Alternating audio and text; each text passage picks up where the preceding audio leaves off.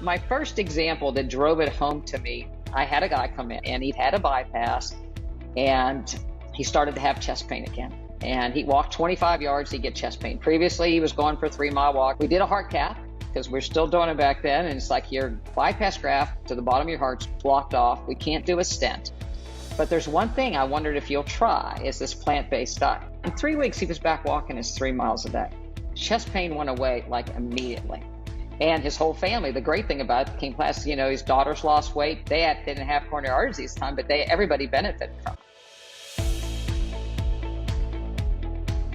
Hey everybody, it's Chris, and today I'm interviewing Dr. Jami Dulaney. She's a plant-based cardiologist and primary care physician with a passion for cooking and endurance sports. She's actually an ultra runner, and she's 61 years old, and I am confident she can outrun me. Okay, I've never run an ultra race. I'm actually looking forward to talking to her about this because it just sounds like torture to me, but I'm so impressed by her.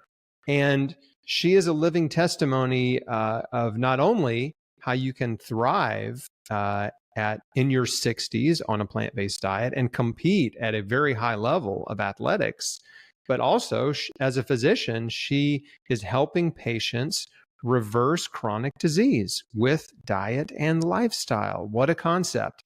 Of course, if you've been following me for a while, you know she's not the first plant-based holistic medical doctor I've interviewed. She's one of many, and I love introducing these practitioners to you because, one, they're few and far between, although the numbers are growing.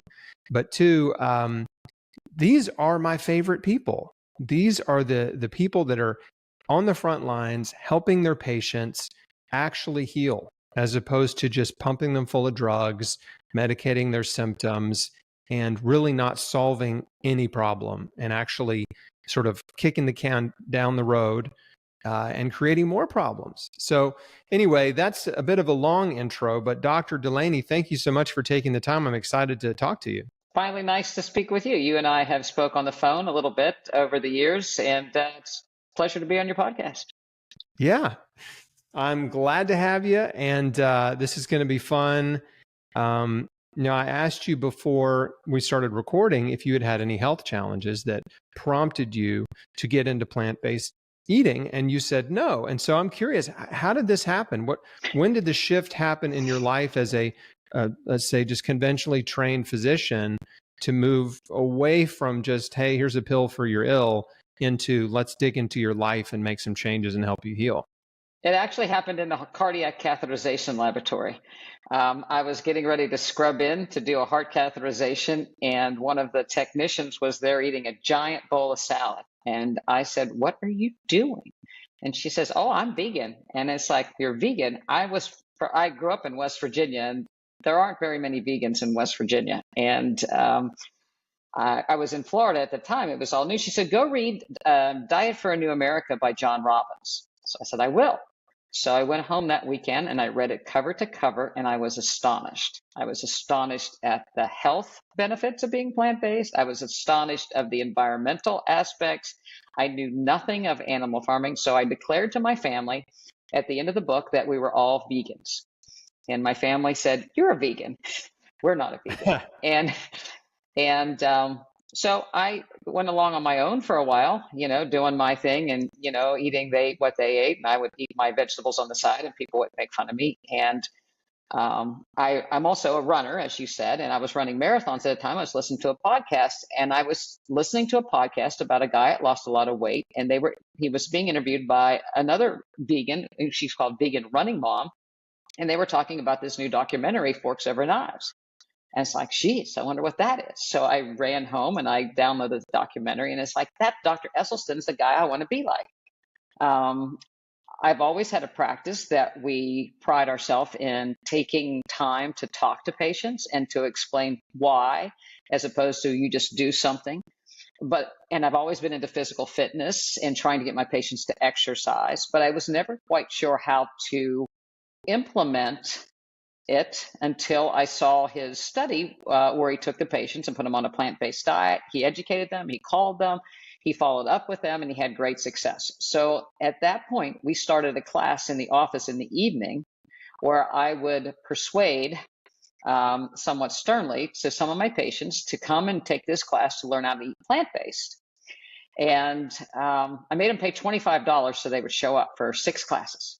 So I would cook, and it was funny at the time, my mother said, "You're going to cook and talk at the same time? That's just going to be a disaster." And it's like, no, I'm going to show them how we do it, and we're going to do this. And it wasn't too long, probably 3 classes in, I was talking about diabetic neuropathy, and this guy, I could see, how somebody starts thinking and the light bulb is kind of coming on. He said, I haven't had any pain in my feet for like a couple weeks.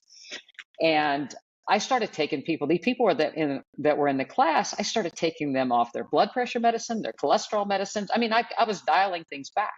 And we had a couple of really good success stories with people that were kind of end stage, and that they came in and it's like, listen, I don't have anything more to offer you, but I got this way of eating. You want to give it a shot? And it was amazing, the turnaround. And, like a lot of people that you probably had on the show, once you kind of see the light, you can't go back. And so we evolved. We went from, 1 class to 2 classes to 3 classes to having an offsite place where we could have bigger classes, until I'm actually sitting in my former stress lab that is now a kitchen.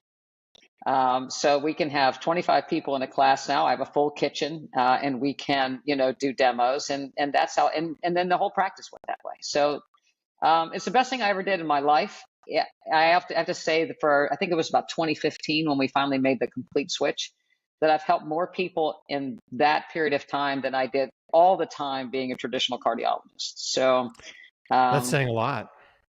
It is. That is really saying a lot.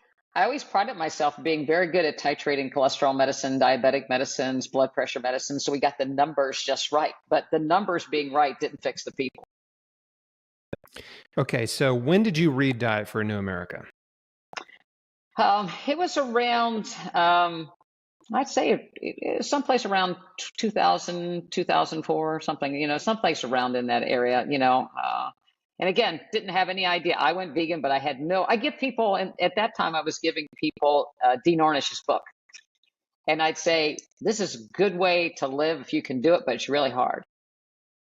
So that's kind of how we struggled for a while, or I struggled for a while. And then, again. That was the same. So it's interesting because if it was 2004, that's when I was dealing with cancer. So that the very same year is when I was trying to heal myself and had converted to a plant-based diet and was doing everything that I did. And I didn't know about John Robbins. I didn't meet him till years later. And I have interviewed him, and I'll put that link in the show notes because he is an incredible man. I mean, it's just the ripple effect from his books is just massive. And he's really one of the pioneers of the plant-based movement. I mean, he published Diet for a New America back in the 80s. And he was, traveling and giving lectures and talking about eating a whole food plant-based diet when it was super fringe, right? It was not cool or hip. It was a fringe diet for sure. And I'm very thankful to John and the Sun Ocean too for all the good work they do. But okay, so and then you also mentioned Dr. Caldwell Esselstyn, who I've also interviewed. I'll link to him in the show notes. But yeah, he did this incredible study proving that you can reverse the progression of coronary artery disease, atherosclerosis, heart disease, right? With a plant-based diet. Like, his study is so wonderful, and it's real people. And I've read his book, How to Prevent and Reverse Heart Disease, and I recommend it to everybody I know who has high blood pressure or cholesterol. And so I'd love to ask you, in your practice, you said that you've helped more people since 2015 than you did leading up to that point, in several decades, I imagine. And so typically with cardiovascular disease, you don't see patients get better, right? You just try to stabilize them and just sort of keep their disease under control. Right. We patch them up. You have a blockage, you're having chest pain, we put a stent in, we do a bypass, your chest pain goes away. If you have heart failure, your heart function is reduced. We give you diuretics to make the heart pump a little easier. So we make people do better with what they've got. Cardiac rehabilitation went a long way in the late 90s to help people. Before that, if you had a heart attack, they would say, go to bed. And you were a cardiac invalid at that point. And it was in the early or late 80s, early 90s that cardiac rehab took off, and we found you need to get patients up right away and have them moving. And we would, train people. You would put them in cardiac rehab, and you have them do a stress test right after their heart attack, low level, and then we'd actually train them for the final exam stress test. And so if we get people to exercise, that greatly improved their quality of life. But that wasn't easy. And even at that time, insurance didn't want to really reimburse for even cardiac rehab. So doctors would typically say, go exercise and eat a healthy diet. Of course, I would say, go exercise and eat a healthy diet. And it would be, have a potato and a vegetable and a meat, don't eat junk food. That was the healthy diet that we all, really gave. It was never, eating a plant-based diet or certainly greens or anything. So things changed dramatically. And Dr. Esselstyn's study was remarkable in the fact that he had no adverse events. And that is really important because every study with a stent or a bypass or medication statin, they have adverse events. So even if you take somebody and you put them on a medication and you take their cholesterol down to 100, those studies still have people having events. So it doesn't, no matter, so that doesn't wipe everything out. So we know, just a number, your cholesterol is not in a vacuum is what causes disease progression. It's multifactorial. And unless we address all of those, which nutrition and exercise does, we're just patching people up for the time being. So I'd like to dig into that cholesterol topic, because I think there's a general misconception or misinterpretation of the data that you referred to. And I'm going to try to articulate it the best I can here. But basically, because cholesterol lowering medications or interventions don't necessarily prevent future cardiac events or, cure heart disease or whatever, there is this pervasive idea that I see often of people saying, see, cholesterol doesn't matter, right? Your cholesterol levels don't matter because they lower it. If they lower it and you can still have another heart attack or whatever, right? But of course, they're just talking about lowering it artificially with drugs and not lowering it in a way that is, sort of holistic and your body actually solving a problem, right? Correct. So, if we lower your cholesterol, but then you eat a hot dog and you cause all this oxidation and all this inflammation in your system, your cholesterol, there's not that much cholesterol in a hot dog, but everything else that's in a hot dog goes to spur, and the cholesterol is almost fallout.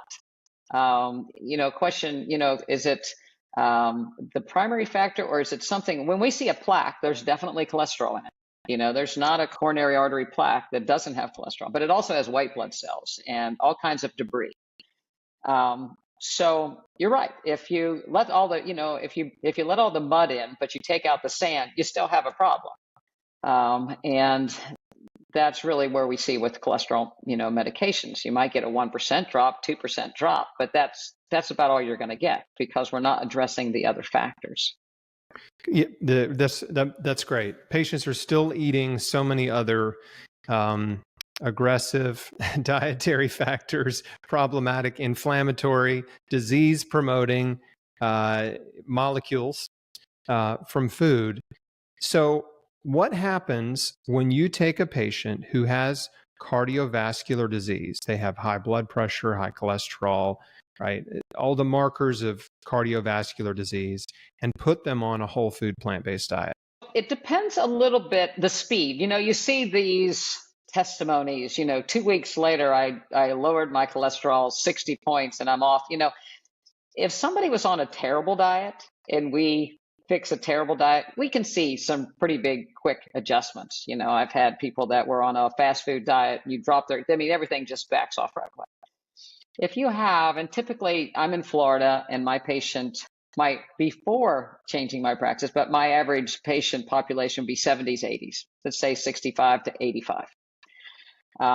Those people have been accumulating plaque and disease for a long time. And, not only is the coronaries and the blood flow to their kidneys and all, so they're multi-organ problems. So the first thing that we see is we take the salt out, and we start to see a lowering of their blood pressure. Their cardiac function improves. We take the high fat diet out. We give them some greens, especially. I have my first example that drove it home to me. I had a guy come in, he'd been my patient for a long time. We were in the beginning of doing this nutrition class, and he came in with his daughter, and he'd had a bypass, and he started to have chest pain again. And he walked 25 yards, he'd get chest pain. Previously, he was going for 3-mile walks, but now, and I was like, well, we did a heart cath because we're still doing it back then. And it's like your bypass graft to the bottom of your heart's blocked off. We can't do a stent. But there's one thing I wondered if you'll try is this plant-based diet. And I told him about, we want you to get 6 cups of greens in a day, and we want you to get rid of the animal, blah, blah, blah, the whole 9 yards. And his daughter was there, and she said, I'll cook for him, we'll do this. The guy, in 3 weeks, he was back walking his 3 miles a day. Chest pain went away like immediately. And his whole family, the great thing about it, came past, his daughters lost weight. They didn't have coronary artery disease time, but everybody benefited from it. So, if we can get people to be on board and have support, then things turn around pretty quickly. The problem, as is once we turn things around with cardiovascular disease, because everybody knows somebody has had a bypass or a stent, and they're walking around, they're fine. It's not quite as scary as cancer. People that die that have had cancer, but, a lot of people do okay with coronary artery disease. So they start feeling better, and guess what happens? Things start slipping in. Thanksgiving comes along, Christmas comes along, and so then we have to reset. But, it's been amazing to me, to see the progress. Again, this guy's in his 80s. Another man in his 80s came in literally with a walker and an oxygen tank, swollen legs like stovepipes. And he came in with a caregiver. And, he was in a mess. And I said, would you try, have you ever talked about the rice diet? I have. I'm very familiar with the rice diet. Right. Yeah, Dr. Kempner. Yes. Yeah. So this guy was really in bad shape. And I said, listen, could you try for 1 week for me something really radical? I said, do you think you could eat white rice and steamed vegetables, and you can have fruit for breakfast for 1 week, and let's see what happens? His primary care called me on Thursday and said, what have you done? This man, his blood pressure's low. We're having to take him off his diuretics. He's dropped 10 pounds of water. When the guy came, we took 40 pounds off of him in like 3 weeks, most of which was water. He came in, he was walking without his walker. We got rid of his oxygen. His anemia improved. He was happy as a clam. And he said, I'm a runner. And he said, I think I might want to run. And I said, let's just have you walk steady first, but he did very well. Story didn't end well. He did well for 2 or 3 years. His healthcare provider or assistant left him. His kids put he and his wife, in a assisted living facility where he couldn't get a plant-based diet. Things came back. But, it's amazing at his age to see the remarkable change. And he was a Vietnam vet. And he said, I don't mind white rice. He said, I've eaten a lot of it. But it really doesn't matter what age it is. People can still get a benefit. And that's really important. Rice has gotten a really bad rap. It's been demonized because it's white. People think if it's white, then it's the same thing as white sugar. They think white potatoes are evil, white rice is evil. I'm surprised they don't think cauliflower is evil, but somehow cauliflower is a white food that is permissible by some health and wellness gurus. But anyway, for those of you who don't know, Dr. Walter Kempner was at Duke University for 40 years, and he treated some very, very sick patients, advanced kidney disease, massive obesity, diabetes, all kinds of chronic health problems. And he had a live-in program, and basically, helps people heal, putting them on a diet that was mostly white rice and fruit, And in some cases, it was only rice and fruit and no vegetables. And so he busted the myth. Unfortunately, the myth still exists, right? But his own work, if anyone wants to dig into it, his own clinical work is a complete myth buster as to the this idea that carbohydrates, that fruit and rice are harmful to you. They're not. They're wonderful health promoting foods. And so I love that. I love that you know Dr. Kempner's work and that you helps your patients with that information. You know, it's been a game changer to get people started, you know, especially when people are really sick. So if you can just right away, you give them, you know, eat fruit. I don't care how much, you know, steamed vegetables, you know, get your greens in, but steamed vegetables. You like carrots, you like cabbage, because you have to meet people where they are. And especially older people, we're talking a dramatic lifestyle change. You know, if you're Sure. 75 years old, you know, and you've been eating a certain way all your life, it's a little bit radical to say. But if you can find, you know, do you like cat? I can always find something people like, you know, and can you do these 3 things for me? And we'll just see where it happens. And they feel better, so that they want to continue. Yeah, So simple plan, right? It's got to be yeah, simple, easy to start, and sustainable. Not, you know, it's obviously it's restrictive, right, in some ways, right? Let's stop eating meat and cheese and eggs, right, and animal products and processed food and junk food, like, you know, right? But let's figure out all the vegetables you like and focus on those, and all the fruit you like and focus on those, and the good whole food carbohydrates you like. Eat as much of those as you want. Yeah, I love your approach. I think it's wonderful. So, and thank you for answering my question earlier. And I think that is a great point you made about the fact that you know, different people respond differently to the diet and lifestyle intervention, and people in really bad shape tend to respond really quickly in some ways, but then really you've got to be in it for the long haul, because you get, you know, and I'd love to hear your clinical perspective on this. At what length of time, if we can use an average, what length of time would you say you see the sort of the maximum benefit, where it's sort of it levels off and they've accomplished this massive goal?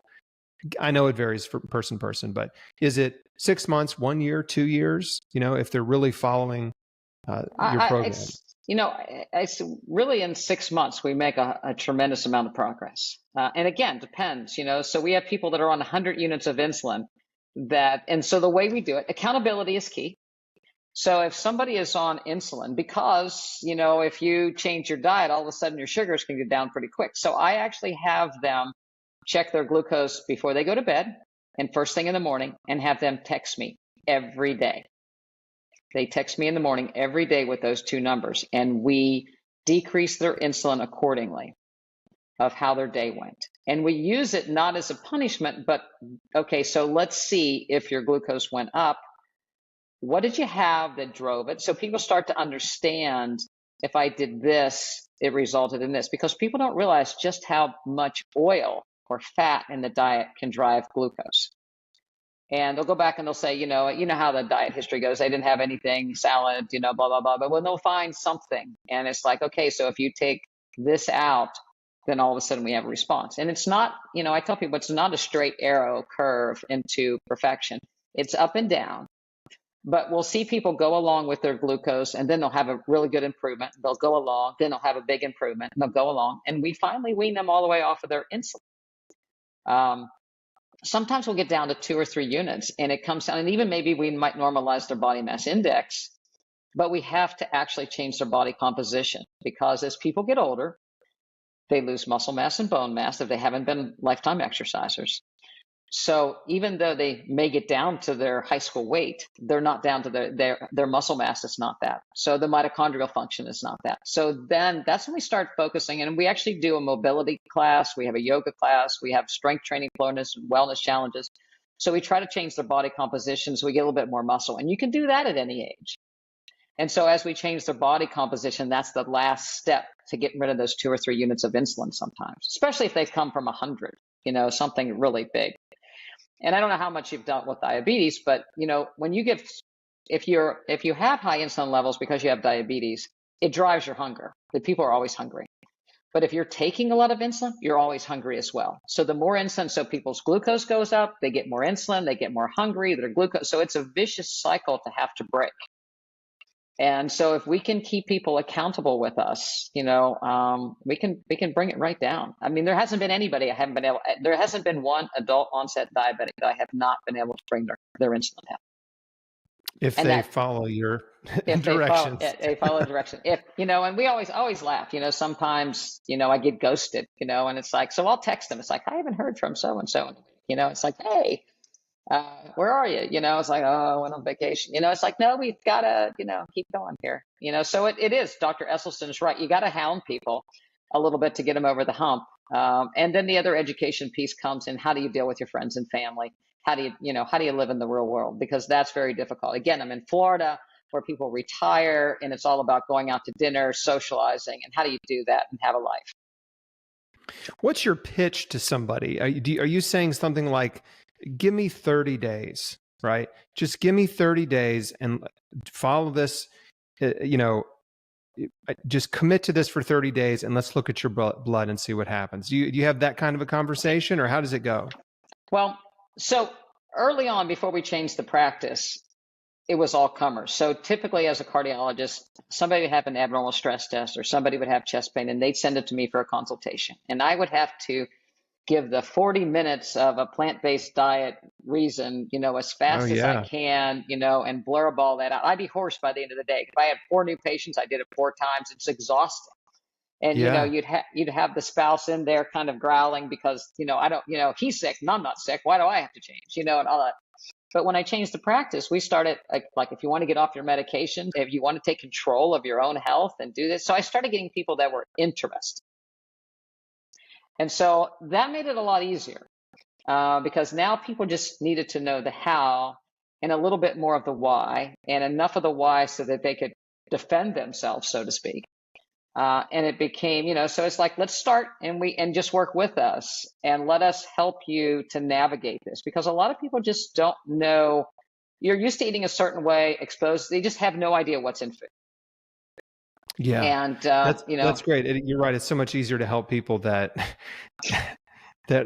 understand what you're doing and want your help, even if they don't fully understand. They have some sense and they're open.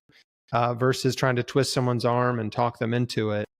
But having said that, it is still difficult, right? It's still difficult to change your diet in a big way. And those benchmarks are really important, blood work improvement, things like that, for a person to see, the real results of their actions. So how do you typically monitor monthly or something for somebody when they start? Again, the glucose, because we can have monitors, we do daily. So they see that getting better. We follow people, and I have a full-time plant-based registered dietitian. So we tag team them. I call, so I talk to them one week, next week she does, the first 6-8 weeks, we really tag team people every other week. And plus we have the nutrition class. So they kind of get inundated into the process. Through that, people are able to make changes in the education part of it, so that they can start to see, this is, and we don't tell them what to eat, but we start to give them, these are options for breakfast. These are options that, this is what we want to see on your plate. How do we make your plate look better for you? And then we check their cholesterol usually, especially if we're trying to get them off.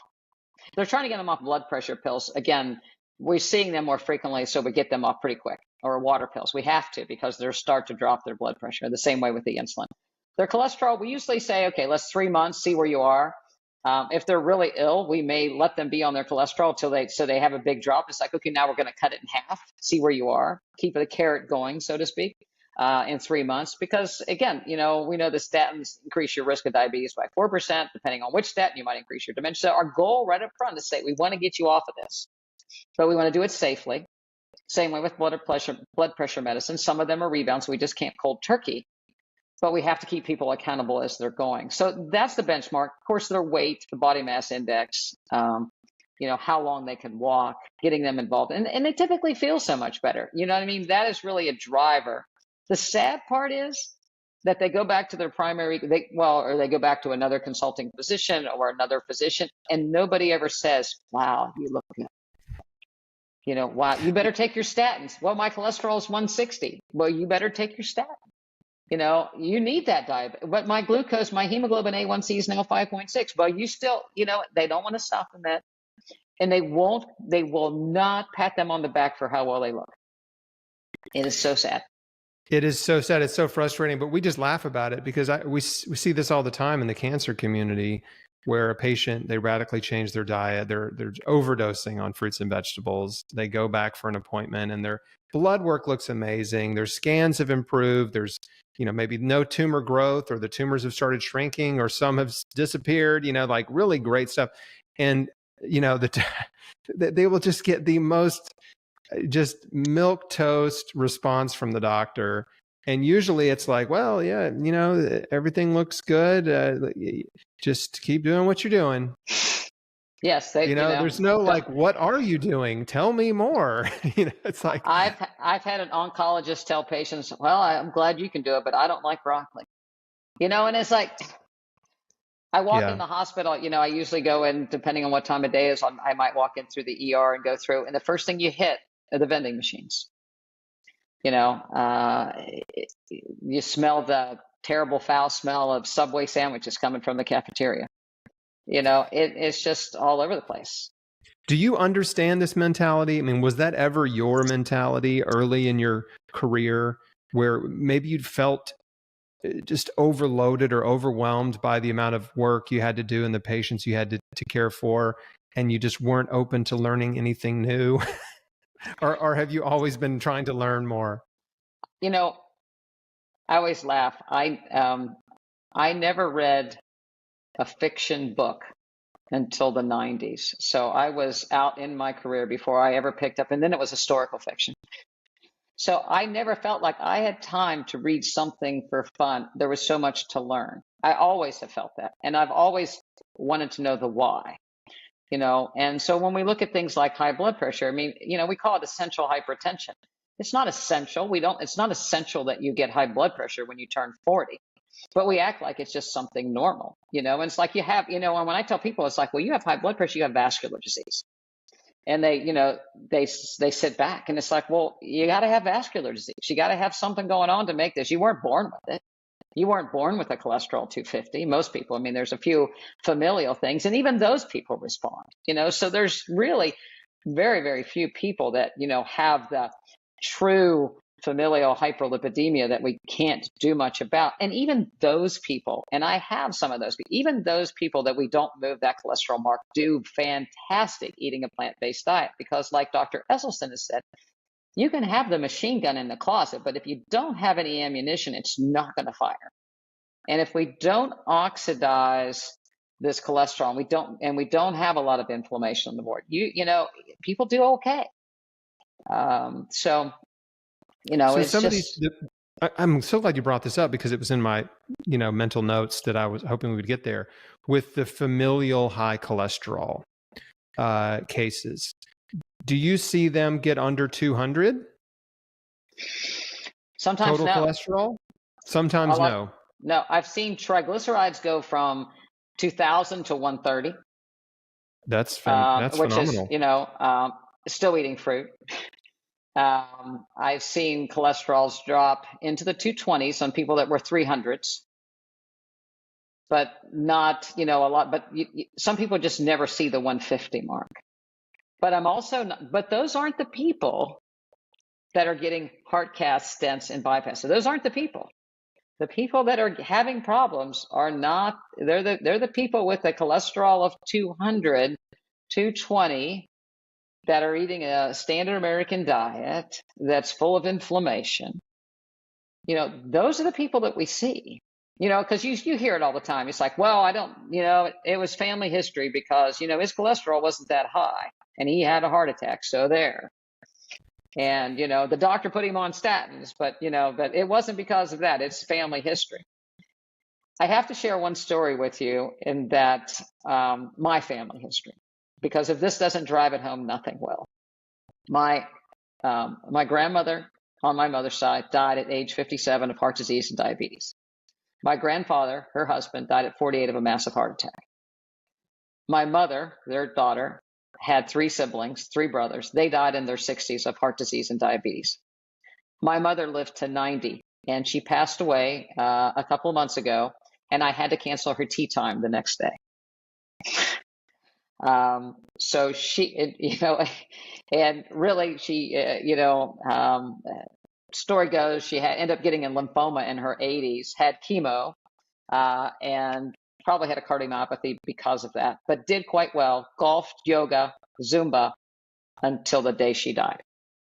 So a very full life compared to her family's. So if that wasn't familial coronary artery disease, I don't know what was, as far as her brothers and her. My mother had high blood pressure and high cholesterol from the time she was 30 years old. She was on statins until we all changed. And she changed actually when she got lymphoma. She went plant-based. But the other brothers, my cousins, their children, stents, high blood pressure, diabetes. So the family history is there. The other interesting piece of the puzzle is GERD. People say they have GERD, and it's just something that happens to older people. It drives me crazy when I see those ads on TV that you can eat the pizza now that you're taking that proton pump inhibitors. So my mother had GERD until she was, started in her 30s. And I remember as a kid, my Lanta, Maalox, Tums, and then, Pepcid, and then the purple pill came along. Guess what happened? When I turned 40, even though I was vegan at the time, I had indigestion because I was doing junk food vegan at first, having the processed food, still having oil. I wasn't junk food so much, but I was still using oils. Got indigestion on the purple pill. I was like, man, this really ticks me off. I don't want to have to take the purple pill. So again, Dr. Esselstyn comes along, no oil, and it's like, okay, I'm stopping the oil. Guess what? My indigestion went away. I had to wean myself off the stinking purple pill. So my mom's 80 at the time. She says, I don't want to take the purple pill anymore. And it's like, well, you got to give up your olive oil. You got to give up your oils, And she says, oh, I don't use that much. I said, well, do what you want. But that's how I got rid of it. She gave up oils, seed oils and whatever. No more indigestion. So at 80, after all those years, off the proton pump inhibitor. So we know that it's inflammatory for a lot of people. And I haven't had anybody walk into my office. That's the easiest thing to cure. They say they have indigestion. It's like, I can fix everything. And they are That's amazed. great. I love it. They're amazed because they'll say, I can't eat peppers. I can't eat this. I can't eat spicy. I can't eat this. And it's like, oh, yes, you can. You just can't douse them with, peanut oil. This is going to help a lot of people. I'm excited because I think that's a connection a lot of folks haven't made. It's something maybe they haven't tried yet. So what are some of the blood markers that you look at that are really important? And I want to use the high cholesterol person as an example, something with a high familial cholesterol, but they're doing everything right. They're following your program. What are the other markers besides cholesterol that are red flags to you that are indicators of, okay, there's problems brewing? We look at a C-reactive protein, so a sign of overall inflammation. That's one of the things that we focus on. ApoB is a kind of a accumulation of non-HDL cholesterol that can be, it's basically all the bad cholesterol properties kind of put together. So if the ApoB is high, we know that, those people, but the C-reactive protein, sometimes homocysteine, even uric acid can be elevated in people. But we get them, and then we correct them, and usually we go on. So, I always tell people I don't just test people to run a bunch of numbers, and I'm not going to treat just a bunch of numbers. The idea is to get you eating the best that you can, and we go on and let that be our guide for the most part, because I do believe that we get too focused on some of these numbers that we often miss other things, or makes people so focused. So it's usually not an issue. We treat the numbers, but I'm not going to do a bunch of tests to see what if, because I'm going to say, what am I going to do with the answer to the test? I'm going to tell you, you need to eat a whole food plant-based diet. So if you're, whatever mark you need I'm never going to tell somebody, oh man, you know what? You have really good numbers. You can eat what you want. And when people, their spouse tells me, it's like, well, I don't have any problems with my heart. And it's like, I'm looking over and they're 30 pounds overweight. And it's like, and I don't have any cancer. And it's like, yet. So it's great that you don't, but it may be because we haven't looked or you haven't had any symptoms yet, but it's not going to hurt you too. There's no side effects to this. Everybody thinks they're healthy, right? Until disease comes, and then they still say, "But I was healthy." I never saw it coming. I never saw. He was healthy until yesterday. And just it's like no. And I, I mean, how it goes. You look at people and he's like, how could they think they're healthy? I mean, how could you look in the mirror and see health there? I mean, their color's awful, their legs are swollen. I mean, I teased with we do a mobility class on Mondays. It helps with balance, but general mobility and posture. And, we look at alignment and things like that. And I was like, when you go to the grocery store, I said, look how people, you're standing in line. Look how people are standing. See how you can stand, and I always, joke with people. And it's like, yeah, I go to the grocery store. I look at people's legs, if they're swollen. It's like make a diagnosis on aisle number 3, aisle number 4. You can go just down the line, and you'd like to say, you need to put that back. Right. Actually had give people a T-shirt that have the practice name on it, and one of my patients was in Sam's Club, like Costco. And he saw another patient he saw had his cart full of bad things. And he says, you're Dr. You said you're Dr. Dulaney's patient? He said, you got to put that stuff back. Let me help you. And busted. He actually took him around and helped him find food that like alternatives. And the guy came in, and he's like, I got busted. And that was a divine appointment. Yeah. That's great. And that was a guardian angel that showed up to get him back on the right path. Okay, so I want to switch gears. I want to ask you about ultra running. And you are, Dr. Dulaney, you are 61 years old. You are an ultra runner. You eat a plant-based diet. How do you do this? What are the kind of races you run? And I'd love to know what your diet looks like on a daily basis and how you eat if you're preparing for a race or you're training really hard. Well, for starters, I've done marathons, full Ironmans, and then I switched over. We started doing more ultras here in the last few years. And this weekend, I'll be competing in a 100-mile trail race in Florida. It'll be my first 100-mile race. I've completed 4 50-mile races, including the Silver Rush 50 in Colorado at altitude of 12,000 feet. Wow. I qualified for their 100-mile race this summer, so I'll actually be doing a 50-mile race in Colorado and then going back out the next month to do their 100-mile race. So I've got some miles on me. I did marathons before I was plant-based, and I would hobble along and be sore for a week or so after. I remember the old days, he used to say, if you run 26 miles, you're going to need 26 days to recover. Now, if I run a marathon, I can run the next day. I might not run the next day. I'll travel, but the next day I'm out back at it. So the recovery is amazing. 50 miles feels like 25 miles used to. And so the recovery is huge as far as that go. And I attribute it to, and one of my best recovery meals is fruit. And I stumbled on that. Actually, we did a race in California, and they had breakfast after the marathon. And of course, they had breakfast with sausage and eggs and all this other kind of stuff. And the only thing they had that I was interested in was this giant fruit bowl. And so we just sat there and ate fruit while we talked to everybody. And I recovered I was so recovered so quick, hydrating, get those glycogen stores back. And so that's become a go-to after long runs. And, I'm always doing either a fruit smoothie or a fruit vegetable smoothie, a big bowl of fruit, after a long training run. Leading up, I eat the same thing. I'll eat spicy Thai food the night before, you know what I mean? Or if we're traveling, I'm vegetables, rice. Like I said, I'm not afraid of spice.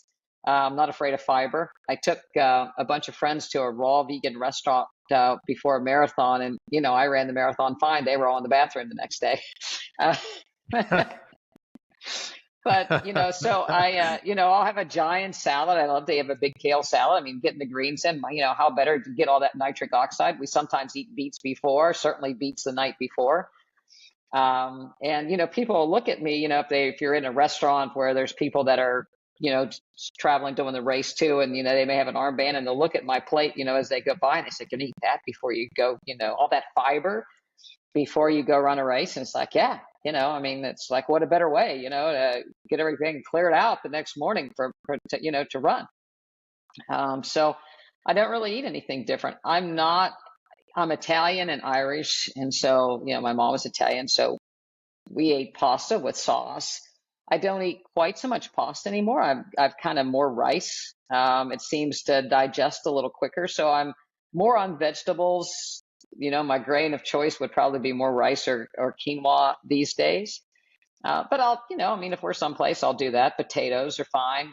This weekend, I'm going to have potatoes on it's out in the middle of nowhere. So we're going to boil potatoes. We're going to have, fruit.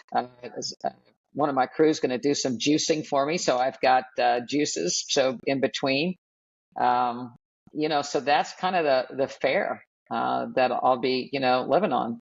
So it works out good. You digest, quickly.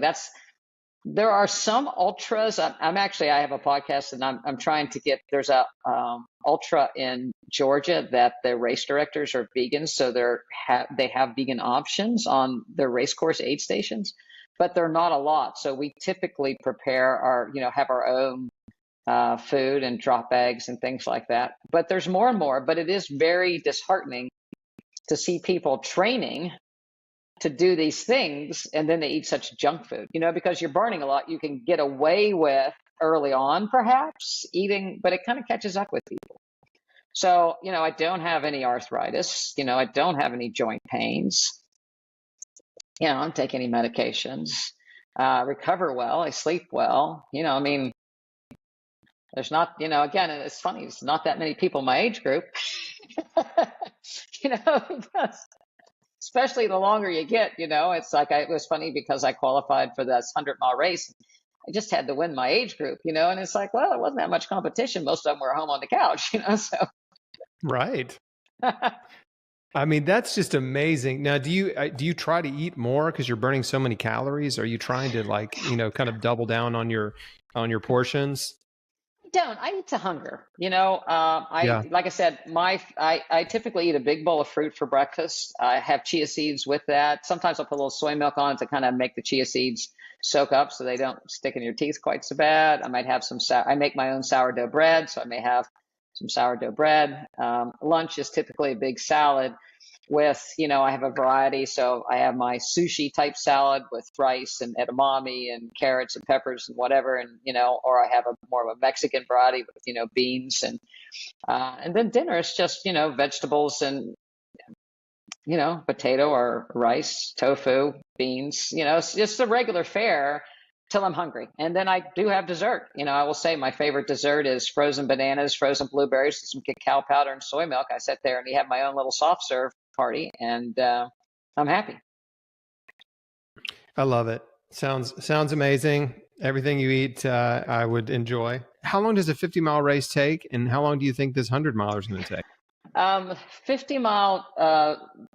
So obviously they're all different in whether they're flat or mountainous. When we're at your 12,000 feet, it slows you down. That one took me, I think that one took me 13 and a half hours or so, 12 to 13 hours for 50 miles. I am hoping that this flat ultra will be somewhere around 26 hours. So I get my first chance to run through the night. Hopefully I'll see the alligators before they see me. And, and then when we go mountainous, it'll obviously take more. So that takes a little adjustment. It's a hydration thing. The reason why I like the ultras, it's a bit of a science experiment. And it's a bit of, the old adage is you can do more than you think you can. And our bodies always have a little bit more. We don't use half our brain power. We don't use half our physical power. But I also like the science of giving my body nutrients and watching it go. So the way, so figuring out fueling and hydration is a little bit of a, science experiment for the day, depending on, the conditions and such. But I think that that's really, I want to see I'm an experiment of one. I want to see what my body will do for as long as it can. I enjoy being outside. I think there's nothing better for your mental state than being outside, being with others. The ultra community is ultra positive. People are cheering for strangers and helping each other. I mean, that's just a wonderful community for longevity in itself. I would like to make an impact on that, let, the younger people know if you eat a little bit better, you might last a little longer. But I think it's, I've always wanted to set a good example. I'm never going to tell my patients, you eat plant-based and I'm going to sneak out back and eat a steak. And I tell my patients that, if your doctor's fat, then you need to find another doctor, really. If your doctor doesn't look healthy, how's he going to help you? How's she going to help you? So I think it's very important. You have to walk the walk. And so I do that with the exercise as well. Maybe it's a little excessive, but, to date, things seem to be going good. And there's always a funny story to tell. Something will happen. There'll be a funny story. Something crazy is going to happen if you're running for Exactly. 12 hours straight. Yeah. Oh my gosh, I cannot. I mean, I exercise a lot. I'm more of a CrossFit guy, so I do, shorter, intense spurts of maximum effort. But yeah, the suffering, the hours and hours of suffering, and maybe it isn't suffering to you, but it would be suffering for me because I know I'm not conditioned for it. But I'm in awe. I really am in awe of you, and that you're able to do that. And I'm so impressed. You are living proof that a person can thrive on a plant-based diet, that, you can run 50-mile races. Haven't run the 100-miler yet. So we'll say, hopefully you can run 100-mile races, but run 50-mile races, eating a whole food plant-based diet at 61 years old. I mean, there's really no excuse. And this is what's so great about what's happening in our world, and being able to share information and share our stories and all that with technology, is like all of these pervasive myths and paradigms are being shattered because people just believe they need to eat animal protein to be healthy, fit, and strong. It's like, look at Dr. Dulaney running 50-mile races, not eating animal protein. Where does she get her protein? From fruits and vegetables. Like, it's in there. Like, so it's like falling down, nothing breaks. Yeah. It's, so you're a shining example, and I love it. And I just thank you for your time. This has been really fun, and I'm excited to put it out there in the world. Let's make sure that people know how they can connect with you. My website is drdulaney.com. That's spelled out DOCTORDULANEY. Social media, it's Jamila Dulaney. It's JAIMELA. That was my mother's made up name for me. Half a James, half a Pamela. So it's a little complicated. It's Jamila Dulaney.